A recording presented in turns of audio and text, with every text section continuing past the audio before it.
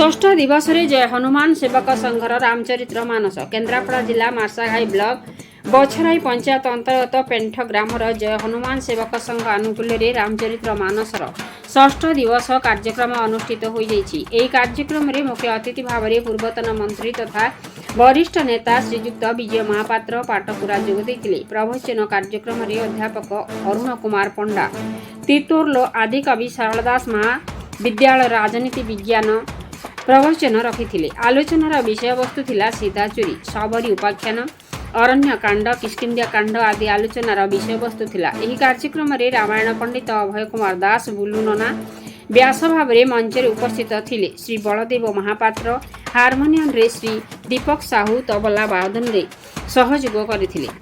सेवक संघर सभापति अवसर प्राप्त शिक्षक श्रीयुक्त रमेश चंद्र दास, संपादक ज्योतिर्मय परिड़ा प्रभृति व्यक्ति माने उपस्थित रहे उक्त कार्यक्रम को श्रृंखलित भाव परिचालना करथिले। उक्त कार्यक्रम रे अंचल अगणित हरिप्रेमी भक्त कार्यक्रम रे अंशग्रहण करथिले। पटामुंडाई अशोक कुमार साहू रिपोर्ट मसीहा न्यूज। आपण मसीहा न्यूज यूट्यूब चैनल को सब्सक्राइब कलेनी कि जदि करिना हंती एबे करिनियंतु। एहा सह मसीहा न्यूज रो फेसबुक पेज को और ट्विटर को फॉलो करंतु।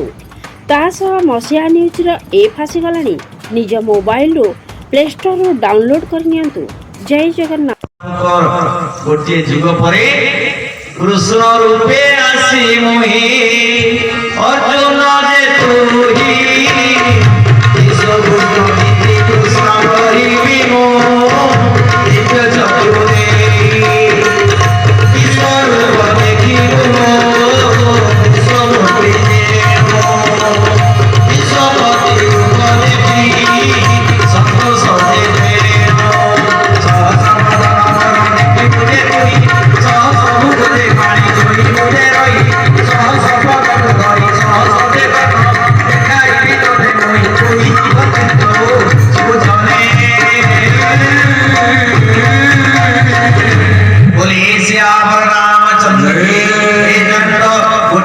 अपेक्षा कर आर जन्म को तो हूँ अर्जुन मते पार्थ करी गुणाकेश्वर करी भरत सब करी मध्य पांडव करी धनंजय करी वृथासुत करी अर्जुन करी।